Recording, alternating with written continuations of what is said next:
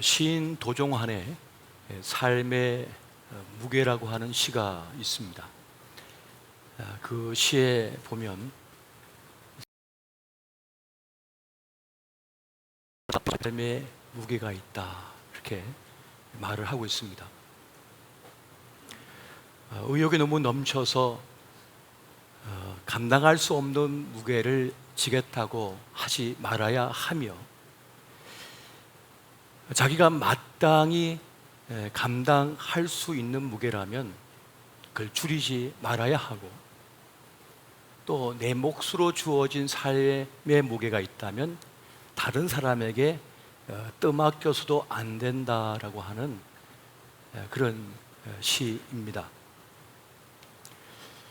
왕이 되려는 자, 왕관의 무게를 견뎌라 하는 그런 말도 있습니다만, 우리는 살면서 내 몫으로 주어진 그 삶의 무게, 인생의 무게를 잘 지고 가야 하겠습니다. 하지만 살다 보면 내가 짊어진 삶의 무게가, 그 인생의 무게가 너무 힘겨워서 또 짓눌려서 일어서기조차 힘들 때가 있는 것을 보게 됩니다. 너무나 큰 문제, 내가 감당할 수 없는 사건, 일들을 만나게 되면 어떻게 버틸 수가 없는 것이죠. 그렇게 힘겨울 때가 있습니다.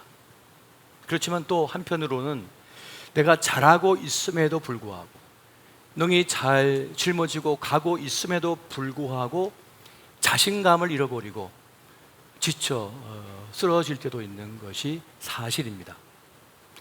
감리교회 창시자인 요한 웨슬레 목사가 있습니다. 그가 교회를 세우고 교회가 붕성장하며 매우 안정적이었는데 어느 순간 갑작스럽게 위기가 찾아옵니다. 그것은 교회 재정의 위기도 아니고 교회 인원수의 문제도 아니었으며 또 어떤 사건도 있었던 것이 아닙니다. 자기 스스로 목회 회의감에 빠져들게 되었던 것입니다. 내가 과연 이 교회를 제대로 이끌고 있는가? 나는 여전히 부족한 죄인인데 과연 저 양들을 이끌 자격이 있는가? 나에게로 여전히 죄성이 꿈틀거리고 부족하기 한이 없는데 어떻게 이 교회를 이끌 수가 있겠는가 하는 그러한 자격지심, 자책감에 빠져들면서 큰 위기를 만나게 됩니다. 그렇게 괴로운 나날을 보내고 있던 그는 어느 날 자기의 친구이면서 멘토에게 자신의 이 괴로운 심정을 토하게 됩니다. 그의 얘기를 묵묵히 듣고 있던 그의 친구이며 멘토는 그렇게 말을 합니다. 믿음이 없거든 믿음을 얻기 위하여 설교하십시오.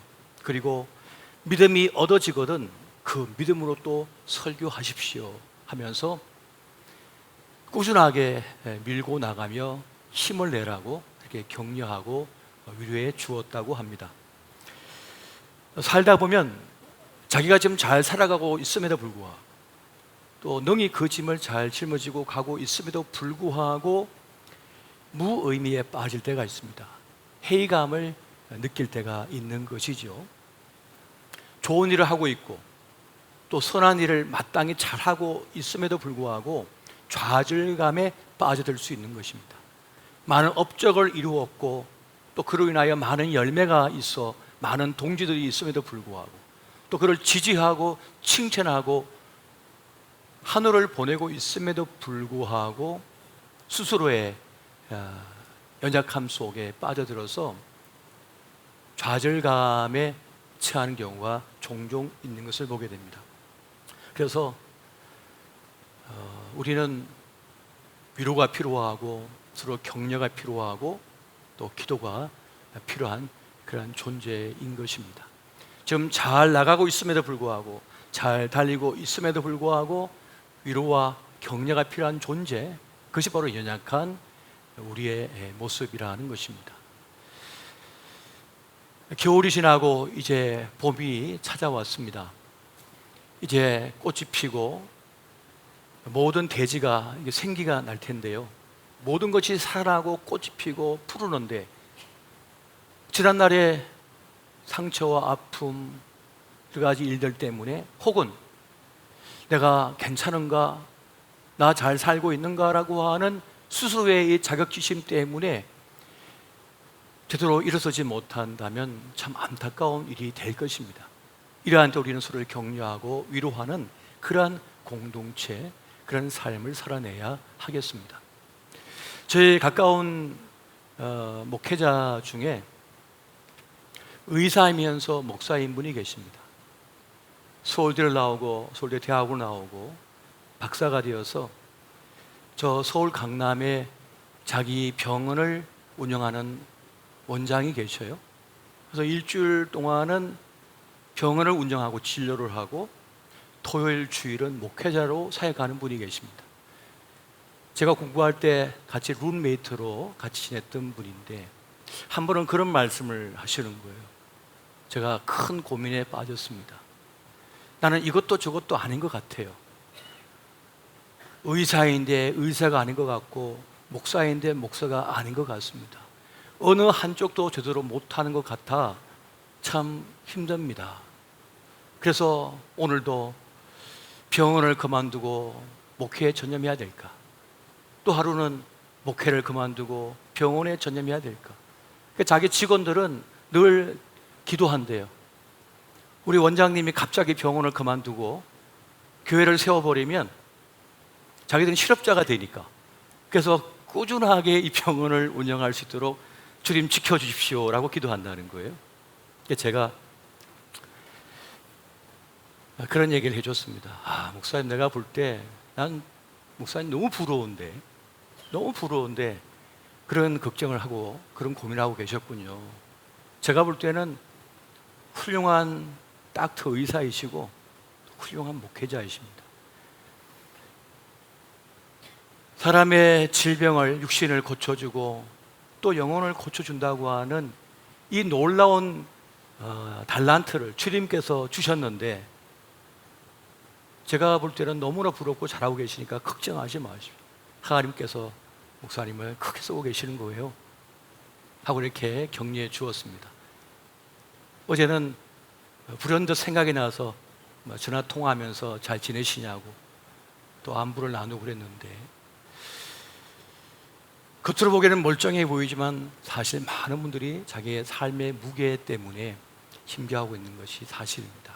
또 한 번은 공립학교의 교사로 재직 중에 있는 한 자매가 그런 고민을 얘기하는 거예요. 목사님, 저는 사꾼 교사인 것 같습니다.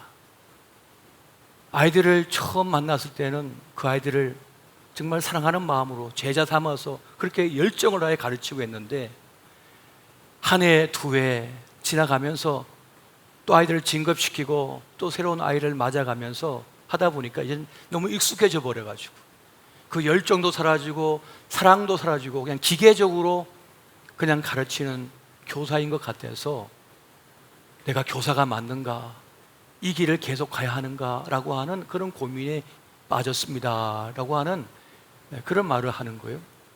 그래서 제가 지금 그런 말을 나에게 하고 그런 고민을 가지고 있다고 하는 자체가 자매는 이미 훌륭한 교사다, 훌륭한 스승이다, 자신의 이 사명을 놓고 고민하는 자, 고뇌하는 자가 있다면 그런 진짜 준비가 된 자라고 하면서 자격이 충분하다고, 괜찮다고 그렇게 기도를 해주고 돌려보냈던 그런 일이 있었습니다. 사람은 저마다 인생의 무게를 짊어지고 살아가고 있습니다. 아버지가 되면 아버지로서의 무게를 경험합니다. 어머니가 되면 어머니로서의 무게를 경험하게 됩니다. 쉽지 않은 이 세상, 이 척박한 세상을 살아내려 하면, 또 가족을 부양하고 돌보며 살아가려 하면 그 어깨에 짊어진 무게가 정말 상당합니다. 직장에서는 참 모진 말을 듣기도 하고 때로는 조롱을 받기도 하고 심지어는 멱살까지 잡히면서도 기어이 그 자리를 지켜내는 이유는 뭡니까? 가족을 지켜내기 위하여 그 아버지로서의 짐을 짊어지고 살아가는 것이죠. 또 요즘은 부부가 다 직장 생활을 하고 있는 때다 보니까 또 아내로서의 또 어머니로서 살아내려 하면 직장도 다녀야 되고 집에 와서 살림도 해야 되고 아이들 양육도 해야 되고 이전 세대의 어머니보다 더 큰 짐을 또 짊어지고 살아가고 있는 이 땅의 어머니들을 한번 생각하게 됩니다. 참 그렇게 살아낸다고 하는 것이 쉽지가 않은 것이죠. 한 번은 제 어머니가 떠나시기 전에 그런 말씀을 하시더라고요. 아들아 미안하다. 아들아 미안하다. 어머니 뭐가 그렇게 미안하세요? 그때가 89세로 이제 이 세상을 떠나기 전 한 몇 주 전이었던 것 같은데 그런 말씀 하시는 거예요. 아들아 미안하다. 아들아 미안하다. 뭐가 미안하세요? 더 주지 못해서 미안하고 더 챙겨주지 못해서 미안하고 재산을 제대로 물려주지 못해서 미안하다. 제대로 물려주고 돌봐주었다면 네가 젊은 날에 그런 고생 같은 건 안 했을 텐데 자꾸만 그 생각이 들어서 미안한 생각이 든다. 그런 말씀하시는 거예요. 그래서 아유 어머니 지금까지 건강하게 키워주신 것 온갖 정성 다하여 키워주신 것만 해도 너무 고맙고 감사한데 무슨 말씀이세요? 하면서 그렇게 말씀을 드렸던 기억이 납니다. 지난 3월 1일 날은 가까이 어머니를 모셨기 때문에 가서 산소에 가서 인사드리고 또 고맙습니다 어머니 하고 이제 돌아왔는데요. 그러니까 어머니는 뭐 더 주지 못해서 더 해주지 못해서 미안한 마음을 갖고 계신 거죠. 이게 바로 어머니라고 하는 그 삶의 무게를 짊어진 그 무게감이 아닐까 하는 생각을 가집니다. 또 크든지 작든지 기업을 운영하신 분들이 있습니다. 작은 가게부터 또 중견 큰 기업을 운영하신 분들은 또 그 기업을 이 어려운 때 살려내기 위하여 또 제때 직원들에게 월급을 주기 위하여 노심초사하며 그렇게 달려가고 있습니다. 자기에게 딸린 식구들이 너무 많다 보니까 이 월급날만 가까우면 신경이 곤두서고 걱정이 되며 또 한 고비를 넘기기 위한 또 한 고비가 또 찾아오니까 그때마다 참 남보를 고생과 아픔, 그런 실험을 하고 있는 것을 보게 됩니다. 이 코로나 3년 동안 또 경제 위기 속에서 작은 가게를 하다가 어쩔 수 없이 접어야 하는 분들이 계셔요. 그래서 또 새로운 걸 또 시작했는데 이게 잘 될런지 안 될런지 알 수가 없습니다. 하지만 또 꿋꿋하게 용기를 내서 그 일을 시작하는 분들의 그 삶의 무게도 상당한 것을 우리는 잘 알고 있습니다. 한 유명 연예인이 이 향정신성 의약품을 또 잘못 불법으로 사용하다가 언론의 도마 위에 오른 모습을 지금 보고 있는데요. 얼마나 힘겨웠을까요? 늘 사람들의 관심 속에 살아간다는 것. 한 작품 연기를 통해서 자신을 증명했지만 또 다음 기회를 삼아서 또 자신을 증명해야 되는 이런 분들은 사실 엄청난 스트레스, 그 무게감에 힘들어한다고 합니다. 오늘 연기를 잘했다고 해서 이 무대에서 성공적이었다고 해서 또 그 다음 무대에서 성공되리라는 보장은 없거든요. 그래서 이 긴장감은 놓을 수가 없고 또 다른 사람들은 다 추앙하고 바라보기 때문에 늘 멋지고 예쁜 모습을 보여줘야 하니까 실망스러운 모습을 보여줄 수 없기 때문에 그 압박감이 상당하다는 거예요. 그러다 보니까 그것을 버텨내기 위해서는 그 고통에서 벗어나기 위해서는 뭐 해야 됩니까?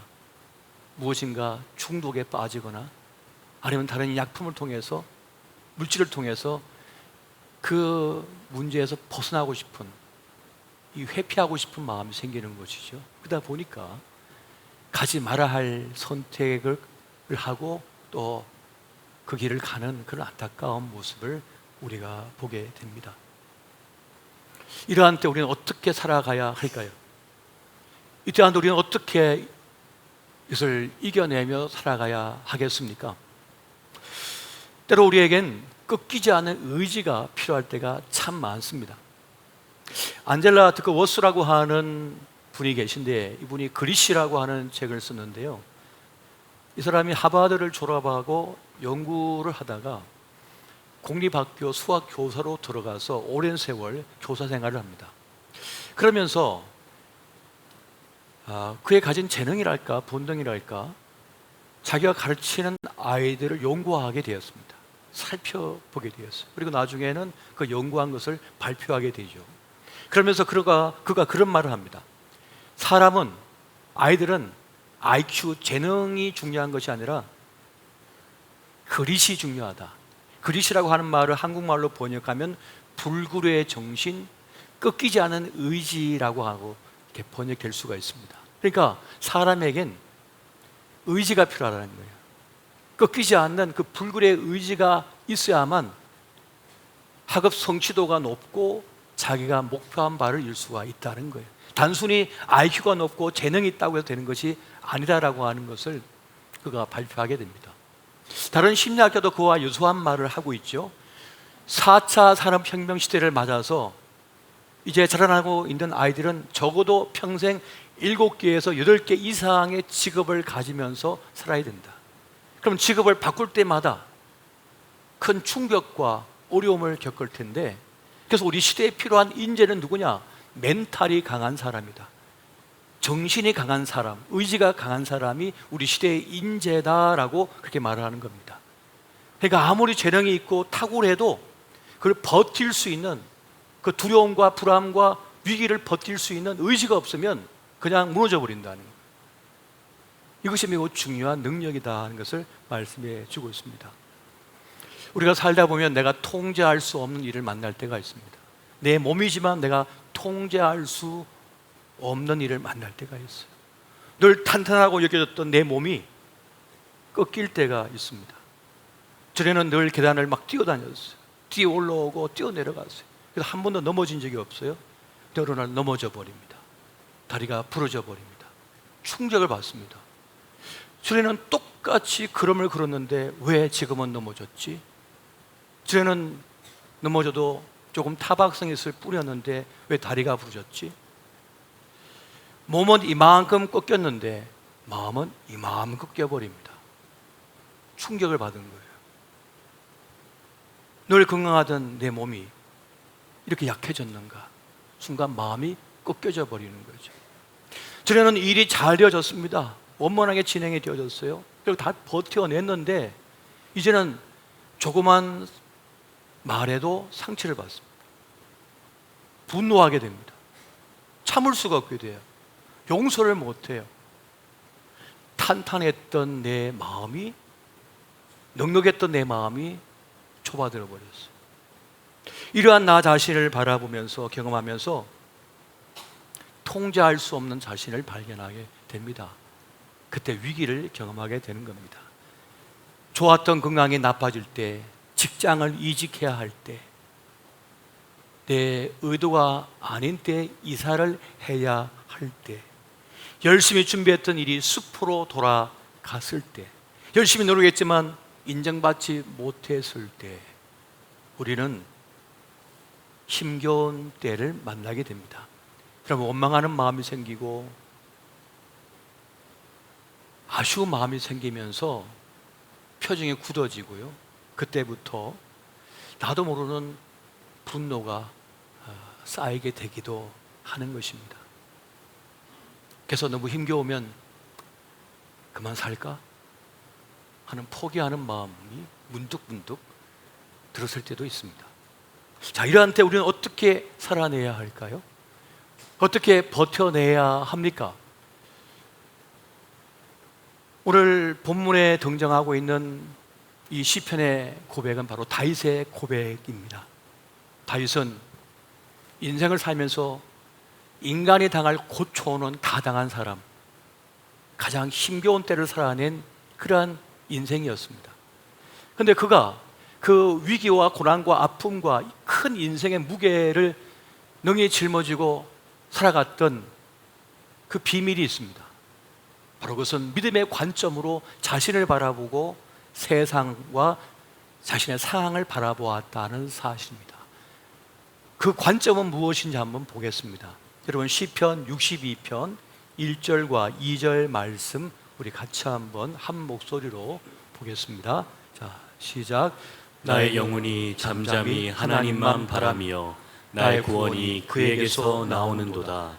오직 그만이 나의 반석이시요 나의 구원이시요 나의 요새이시니 내가 크게 흔들리지 아니하리로다. 아멘.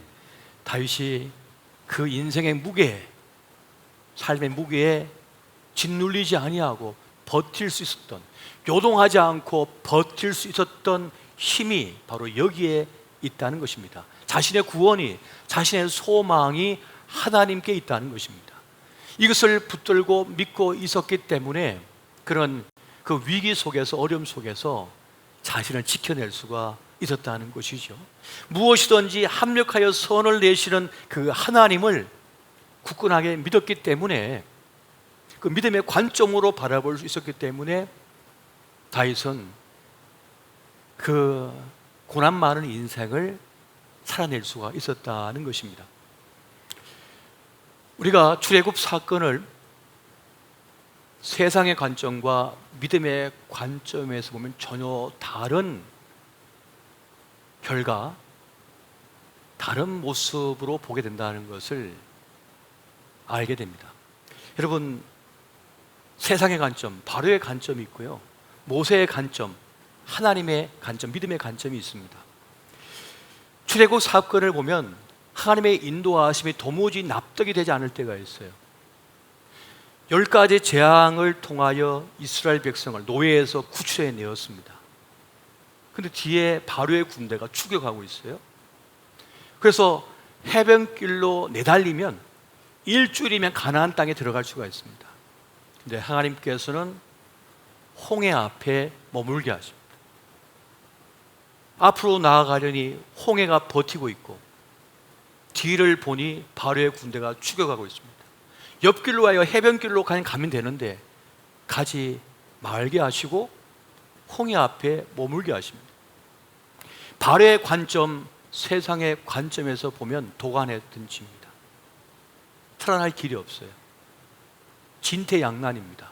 소망이 없습니다.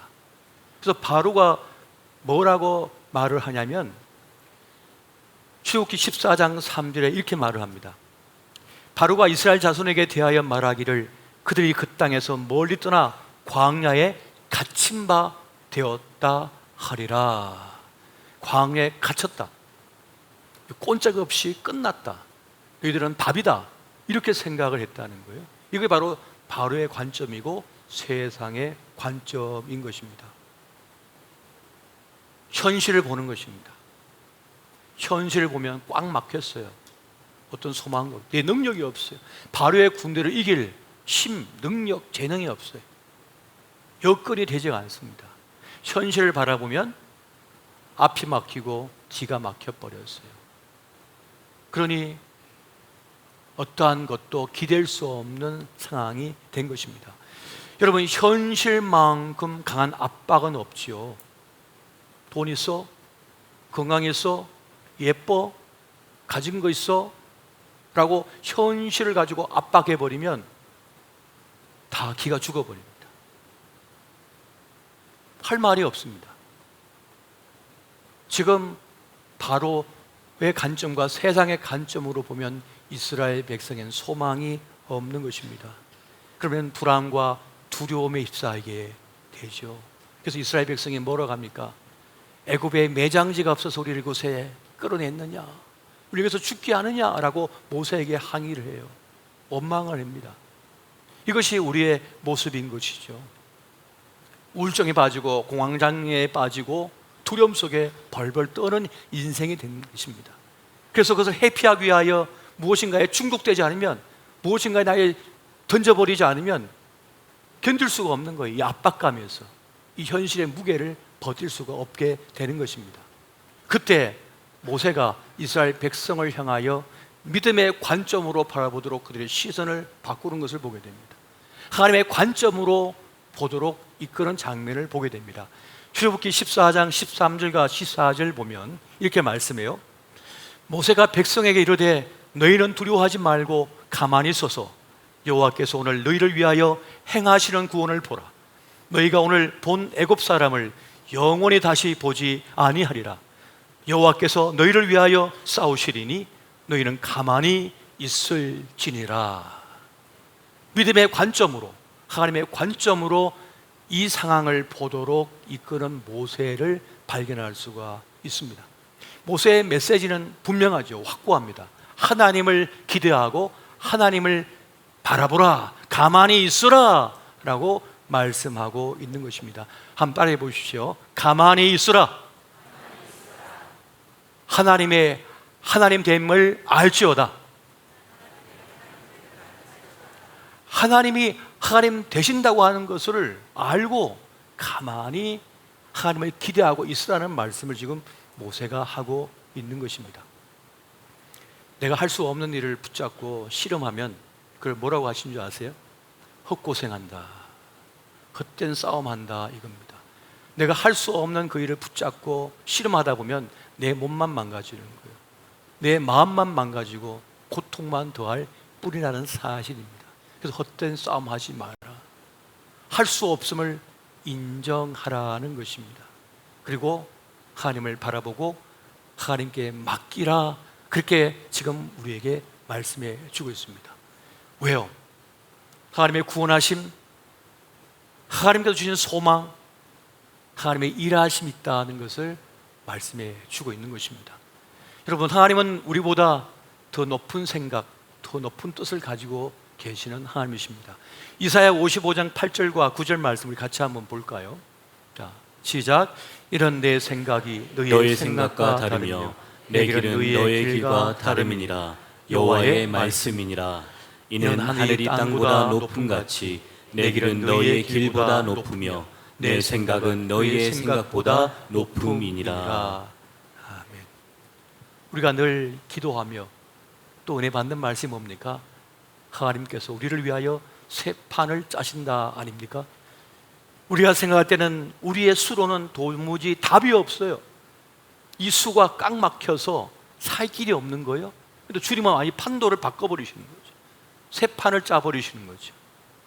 우리는 생각할 수 없습니다. 우리의 차원은 도무지 납득이 되지 않는 거예요.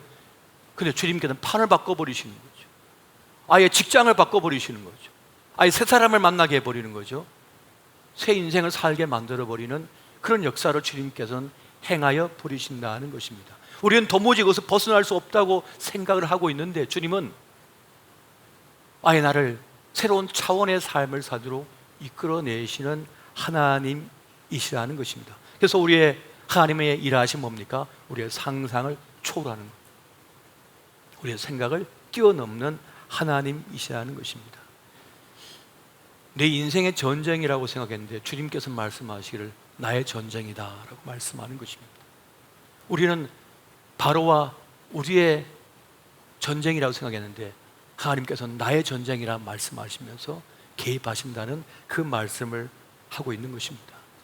여러분, 아직 오지 않는 내일 미래를 놓고 너무 고민하지 마십시오. 너무 두려워하지 마시고 너무 불안에 떨지 마시기 바랍니다. 오늘 사이트를 보니까 한 중학생인지 고등학생인지가 그런 글을 올렸어요. 뭐라고 올렸냐면 이렇게 올렸어요. 앞으로 국민연금이 고갈된다는데 나는 뭐 먹고 사나? 도대체 얼마나 어른들이 걱정을 많이 했으면 한참 꿈을 먹고 자랄 아이가 벌써 국민연금 고갈 문제를 걱정하고 있어요. 이제 10대면 앞으로 한 4, 50년 그 뒤 50년 뒤의 일인데 그걸 걱정하고 있다니까요. 아직 오지 않는 미래를 놓고 벌써부터 그걸 붙잡고 그냥 난 살 맛이 안 난다고, 공부할 맛이 안 난다고 이러고 있으면 어떡합니까 도대체? 앞으로 그 세월 동안, 그 50년의 세월 동안 어떤 일이 벌어질지 어떻게 합니까? 땅 부자가 될지, 큰 성공을 거둬 기업을 운영하는 기업인이 될지, 어떤 삶을 살지 알 수 없는데 벌써 벌벌 떨고 있는 거예요. 그렇게 인생의 무게는 사람을 가리지 않고 찾아옵니다. 그를 짓눌러 버리는 거죠. 그래서 우리는 심리를 견고히 하여 하나님을 믿는 믿음, 믿음의 관점으로 우리의 삶과 우리의 문제와 우리의 상황을 보아야 할 것입니다. 할렐루야. 이것이 오늘 우리에게 필요한 것입니다. 여러분, 살다 보면 정말 큰 아픔을 만날 때가 있죠. 도무지 내가 어찌할 수 없는 일을 만날 때가 있습니다. 내가 가장 소중히, 가장 아끼고 내 목숨보다 더 귀하게 여기는 것이 있습니다. 사람마다.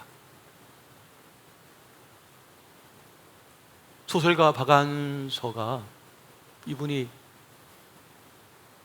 나름 소설가로 큰 성공을 거두고 인정받는 분 아닙니까?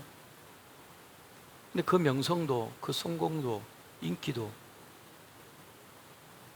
아무것도 아니라고 하는 것을 깨닫는 사건을 만나게 되죠.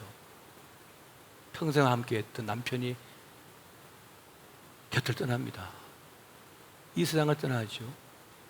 그런데 눈에 넣어도 아프지 않을 만큼 그 젊고 건강하고 씩씩했던 그 어머니를 위로해 주었던 아들이 갑작스럽게 남편 떠나보낸 지 얼마 안 된 그 시점에 떠나버린 거예요. 하늘에 물이 지고 땅이 꺼지는 고통과 절망 속에 깊은 슬픔에 빠져들게 됩니다. 물 한 모금을 입속에 넣을 수 없을 만큼의 고통 속에 빠져들어요. 누굴 만나지도, 누구와 대화를 나눌 수 없을 만큼의 고통 속에 빠져들어요. 이러다가 이 사람 죽겠다 싶어가 주변 사람들이 이렇게 해도 안 되고 저렇게 해도 안 되고, 가까이 지냈던 한 수녀가 자기가 있는 수도원에, 그 요양원에 잠시 좀 며칠만 있다 가라고. 그래서 그곳에 가서 있는데 그래도 고통과 아픔, 절망 속에 빠져들게 되죠. 얼마나 고통스러웠는지 그가 하나님께 그렇게 기도합니다. 한 말씀만 하소서. 한 말씀만 내게 하소서.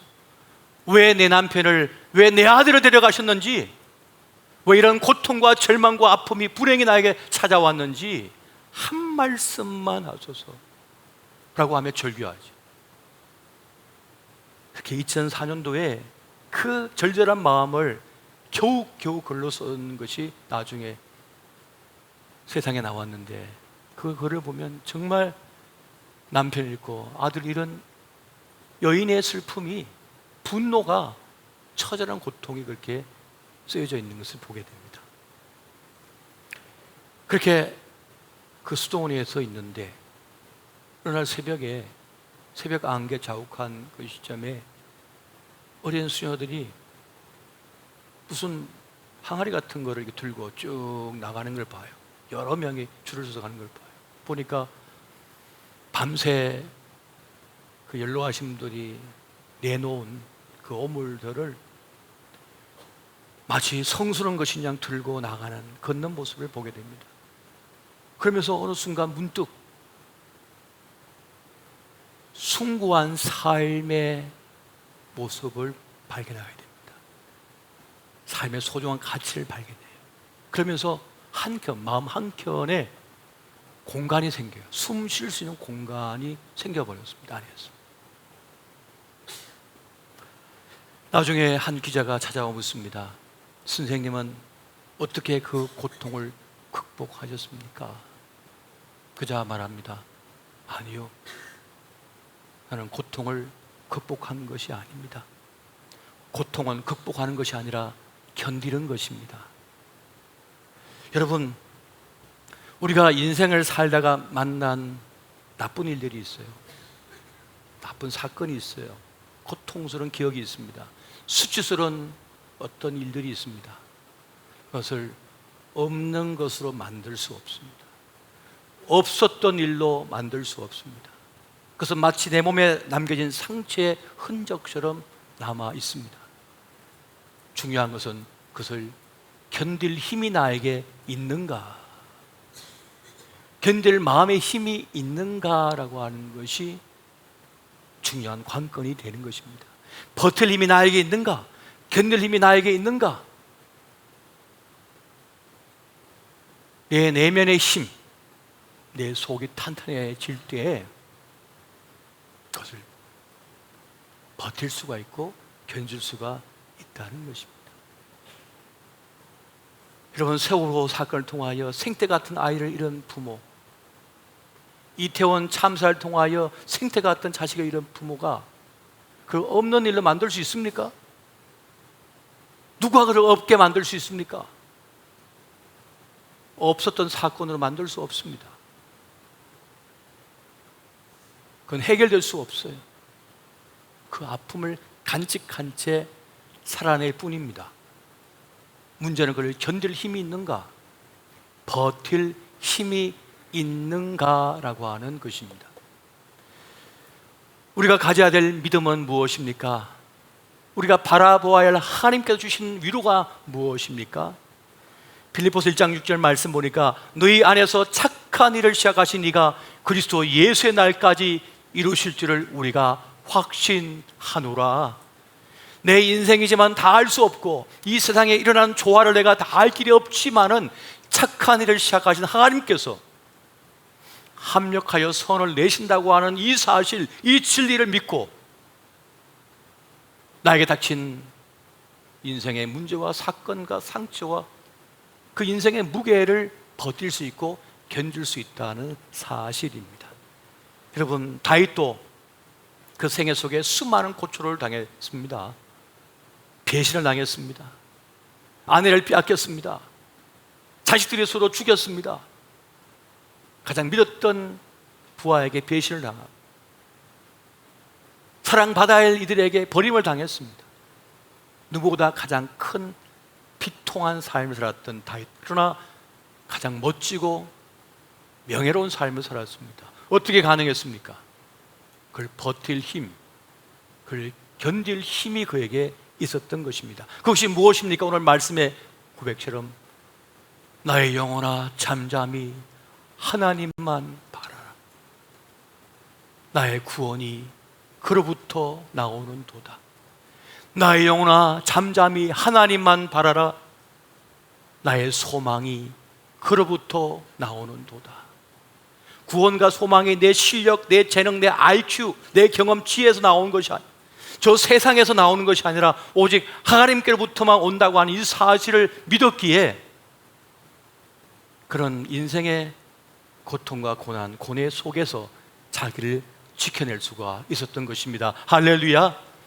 오늘 우리에게 필요한 믿음이 무엇입니까? 바로 이것입니다. 나에겐 하나님이 계시다. 나의 구원이, 나의 소망이 하나님께로부터 나에게 주어진다 라고 하는 그 믿음을 가지고 나아가시는 저와 여러분 되시기를 예수 이름으로 축원드립니다.